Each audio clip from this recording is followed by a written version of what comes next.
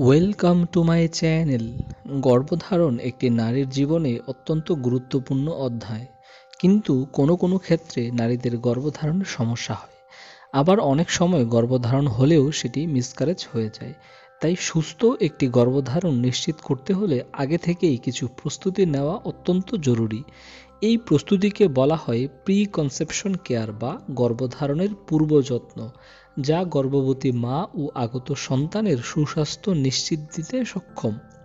তো আজকের ভিডিওতে আমি আপনাদের সাথে আলোচনা করব গর্ভধারণের পূর্বে আপনার কি কি বিষয়ে প্রস্তুতি নেওয়া দরকার। তো চলুন শুরু করা যাক। এখন প্রশ্ন হলো, গর্ভধারণের আগে পরিকল্পনা জরুরি কেন? অনেক নারী অসচেতনতাবশত হঠাৎ করে গর্ভবতী হয়ে যায় এবং পরবর্তীতে নানা ধরনের জটিলতায় পড়েন। গর্ভধারণের আগে যদি আপনার পরিকল্পনা থাকে তাহলে যে সুবিধাগুলো হয় সেগুলো হচ্ছে: ১. আগত সন্তানের জন্মগত ত্রুটি নিয়ে জন্মগ্রহণ করার সম্ভাবনা কমে যায়। ২. মা ও শিশুর স্বাস্থ্য ঝুঁকি হ্রাস পায়। ৩. গর্ভধারণের জন্য মানসিক ও শারীরিক প্রস্তুতি গ্রহণ করা যায়। ৪. আগে থেকেই চিকিৎসার প্রয়োজনীয়তা সম্পর্কে জানা যায় এবং অনাকাঙ্ক্ষিতভাবে মিসক্যারেজ প্রতিরোধ করা যায়। এখন আমরা গর্ভধারণের পূর্বে 10টি প্রস্তুতি সম্পর্কে আলোচনা করব। ১. পরিকল্পনা। গর্ভধারণের পূর্বে প্রথম কাজটি হলো স্বামী স্ত্রী দুজনে একটি সিদ্ধান্তে আসা যে আমরা বাচ্চা নিব।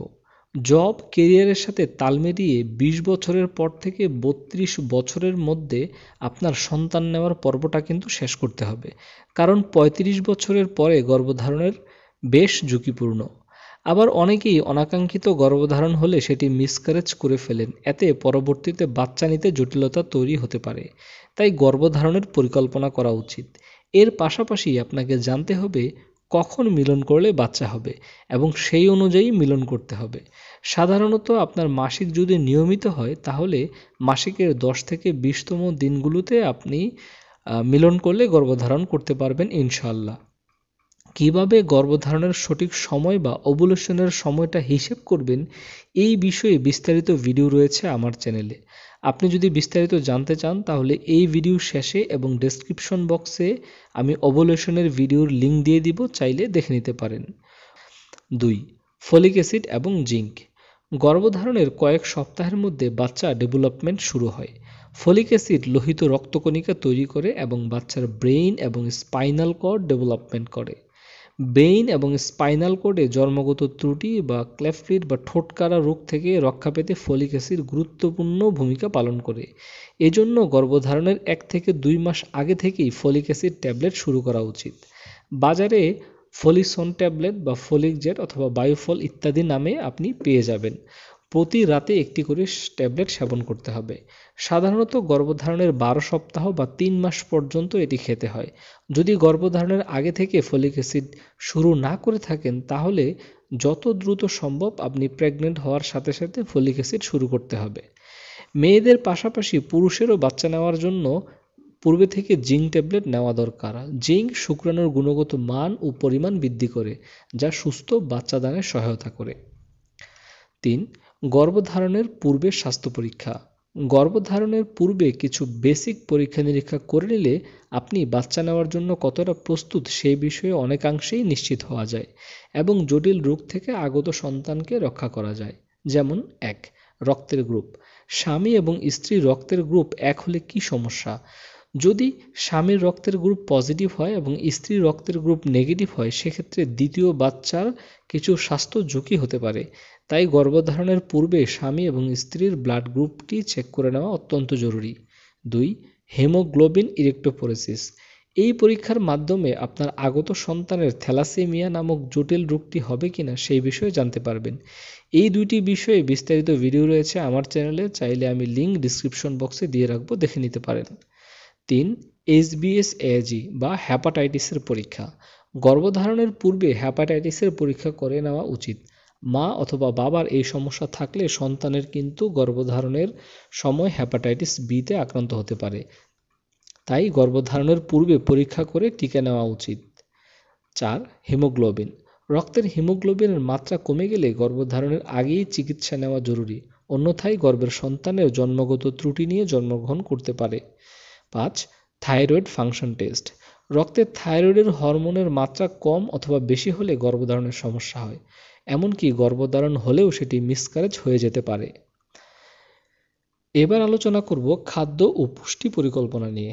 আমাদের প্রতিদিন খাদ্য তালিকায় প্রোটিন শতকরা 25 ভাগ, চর্বি শতকরা 10 ভাগ, কার্বোহাইড্রেট 25 ভাগ এবং বাকি 40 ভাগ শাক এবং সবজি ফলমূল থাকা প্রয়োজন। খাবারে প্রোটিন, ফ্যাট, কার্বোহাইড্রেটের মাত্রা স্বাভাবিক থাকলে আমাদের শারীরিক সুস্থতার পাশাপাশি হরমোনের মাত্রা স্বাভাবিক থাকে, যা সুস্থ গর্ভধারণে সহায়তা করে। গর্ভধারণের পূর্বে আপনার খাদ্য তালিকায় সবজি ও ফলমূল বৃদ্ধি করুন, যেমন ফলিক অ্যাসিডযুক্ত খাবার, সবুজ শাক বা ডাল। 2. আয়রন সমৃদ্ধ খাবার, যেমন লাল মাংস, কলিজা, কাঁচা কলা। ক্যালসিয়ামের জন্য দুধ, দই, চিজ ইত্যাদি খেতে পারেন। এছাড়া ওমেগা 3 ফ্যাটি অ্যাসিড আপনারা খেতে পারেন, এগুলো পাবেন বাদাম এবং মাছের মধ্যে। ভিটামিন B12, ভিটামিন ডি এবং জিঙ্ক, ম্যাগনেসিয়াম ইত্যাদি খাদ্য তালিকায় যুক্ত করুন। গর্ভধারণের পরিকল্পনা করলে যে সমস্ত খাবারগুলো অবশ্যই আপনাকে এড়িয়ে চলতে হবে। ফাস্টফুড এবং প্রসেস ফুড এড়িয়ে চলুন, কারণ এগুলোতে অতিরিক্ত তেল, চিনি থাকে এবং স্বাদের ও আকর্ষণ বৃদ্ধির জন্য রাসায়নিক এবং ক্যালসিয়াম কার্বনেট, টেস্টিং সল্ট দেয়া থাকে, যা আমাদের উচ্চ রক্তচাপ, ওজন বৃদ্ধি করে। অতিরিক্ত চা, কফি এড়িয়ে চলতে হবে। গর্ভধারণের পূর্বে অবশ্যই আপনাকে সুষম খাবার ও মৌসুমী ফলমূল খাওয়ার অভ্যাস গড়ে তুলতে হবে। সুস্থ গর্ভধারণের জন্য পুষ্টিকর খাবার অত্যন্ত গুরুত্বপূর্ণ। 5. কৃমিনাশক খাবার বড়ি। কৃমি শরীরের পুষ্টি ঘাটতি ও রক্ত স্বল্পতা তৈরি করে, কিন্তু গর্ভ অবস্থায় কৃমিনাশক ওষুধ খাওয়া যায় না, তাই গর্ভধারণের 1 থেকে 2 মাস পূর্বে কৃমিনাশক ওষুধ খেয়ে নেওয়া উত্তম। 6. ওজন নিয়ন্ত্রণ। গর্ভধারণের পূর্বে শরীরের ওজন নিয়ন্ত্রণ রাখা অত্যন্ত জরুরি। অতিরিক্ত ওজন গর্ভ অবস্থায় ডায়াবেটিস, উচ্চ রক্তচাপ, খিঁচুনি, গর্ভ পরবর্তী রক্তক্ষরণের ঝুঁকি বৃদ্ধি করে। এছাড়া বাচ্চা প্রসবের সময় মাথা আটকে যেতে পারে এবং মায়ের সিজার করা লাগতে পারে। এছাড়া ওজন কম হলেও প্রিমেচিওর এবং সময়ের আগে জন্ম নিতে পারে, তাই গর্ভধারণের পূর্বে ওজন স্বাভাবিক রাখা অত্যন্ত জরুরি। আপনার ওজন স্বাভাবিক কিনা তা জানতে আপনার BMI জানা প্রয়োজন। আপনার বয়স, ওজন, উচ্চতা লিখে কমেন্ট করতে পারেন, আমি আপনার BMI বা বডি মাস ইন্ডেক্স বের করে দেব ইনশাআল্লাহ। 7. নিয়মিত শরীরচর্চা।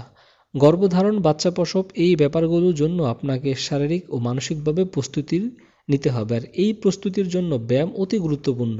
নিয়মিত শরীরচর্চা আপনার ওজন নিয়ন্ত্রণের পাশাপাশি গর্ভধারণের চান্স বৃদ্ধি করে।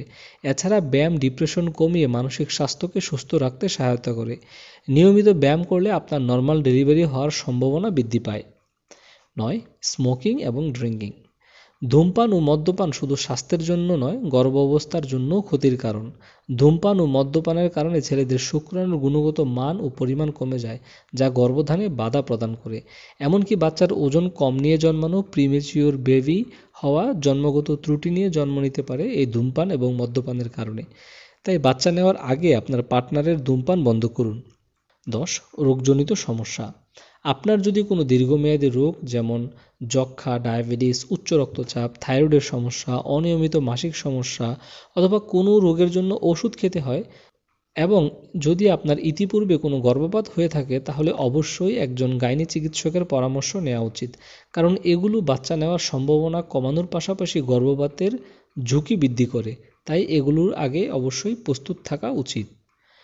এখন বলবো বাচ্চা না হলে কখন আপনি ডাক্তারের কাছে যাবেন। অনেক সময় দেখা যায় পরিকল্পনা করার 2 থেকে 3 মাস চেষ্টা করে বাচ্চা নিতে ব্যর্থ হলে স্বামী স্ত্রী দুজনেই ডিপ্রেশনে পড়ে যান। এতে করে সমস্যা কিন্তু আরও বৃদ্ধি পায়। তাহলে করণীয় কি? 1. বাচ্চা নেওয়ার জন্য স্বামী এবং স্ত্রী একসাথে থাকেন এবং সপ্তাহে 4 থেকে 5 দিন মিলন করেন। এভাবে মোট 1 বছর চেষ্টা করার পরেও যদি বাচ্চা না হয়, তাহলে অবশ্যই একজন গাইনি চিকিৎসকের পরামর্শ নিতে হবে। এছাড়া বয়স যদি 30-এর বেশি হয়, তাহলে এভাবে 6 মাস চেষ্টা করার পরেই যদি গর্ভধারণ না হয়, তাহলে চিকিৎসকের পরামর্শ নিতে হবে। 2. যদি আপনার মাসিক অনিয়মিত অথবা ব্যথাযুক্ত হয়, তাহলে অবশ্যই আপনাকে গর্ভধারণের পূর্বে চিকিৎসকের পরামর্শ নিতে হবে। 3. অতীতে গর্ভপাত, মৃত শিশু জন্মানো বা শিশুর জন্মগত ত্রুটি নিয়ে জন্মগ্রহণ করে থাকলে অবশ্যই পরবর্তী গর্ভধারণের আগে চিকিৎসকের পরামর্শ নেওয়া উচিত। তো আশা করি আজকের ভিডিওটি সামান্য হলেও উপকার আসবে। যদি মনে হয় ভিডিওটি দেখে উপকার হবে তাহলে বন্ধুদের সাথে শেয়ার করতে ভুলবেন না। স্বাস্থ্য বিষয়ক বিভিন্ন পরামর্শ, স্বাস্থ্য সচেতনতা এবং প্রজনন স্বাস্থ্য বিষয়ক সকল ভিডিও পেতে চ্যানেলটিকে সাবস্ক্রাইব করে আমাদের সাথে যুক্ত হতে পারেন। এছাড়া আপনারা যদি আমাদের এই কন্টেন্টগুলো বাংলায় পড়তে চান তাহলে ভিজিট করুন আমাদের ওয়েবসাইট www.homerxsohag.com এই ঠিকানায়। Stay with us healthy and safely. Thank you for watching this video.